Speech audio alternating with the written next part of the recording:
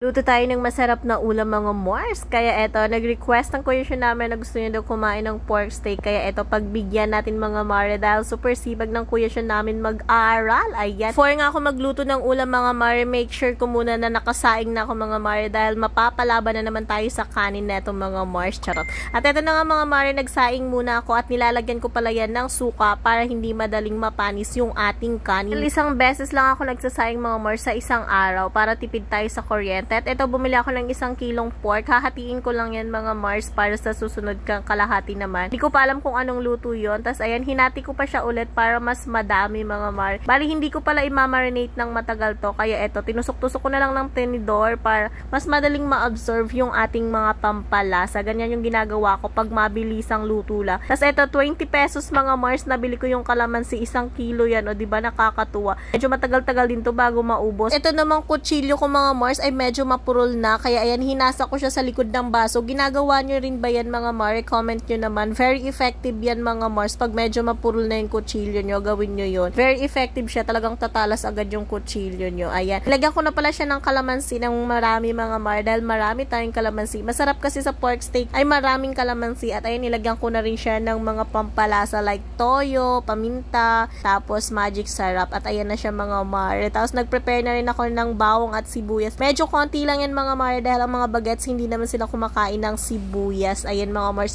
Comment nyo naman mga Mare kung taga saan kayo at kung saan kayo nanonood mga Mars para ma-shoutout kayo next video ni Mommy Miles. For today, shoutout nga pala kay Nanay Jubandelista, kay Tiche Buena at kay Mars Mother and Son Adventure. Follow nyo rin po yung kanyang page. Thank you so much sa inyong support at sa panonood ng aking mga videos. At eto mga Mare, prinito ko muna yung ating pork. Tapos hinahayaan ko mga Mars na lumabas yung kanyang flavor bago ko ilagay yung ating pinagmarinatan na sabaw mga Mars. Ayan, nalaglag pa yung kalamansi natin. Charot. At nakalimutan ko nga ilagay yung bawang mga Mars sa paggisa. Kaya ayan, hinabol ko na lang. Pwede naman yun. Kanya-kanya naman tayo ng version sa paggawa ng pork steak mga Mars. Sa akin mga Mars, gusto ko talaga masabaw dahil ang Kuya Sean tsaka Baby J, gustong-gusto nila yung sabaw na ito mga Mars. Medyo manamis-namis na medyo maasim ganyan yung pork steak na to mga Mars. Kaya gustong-gusto nila.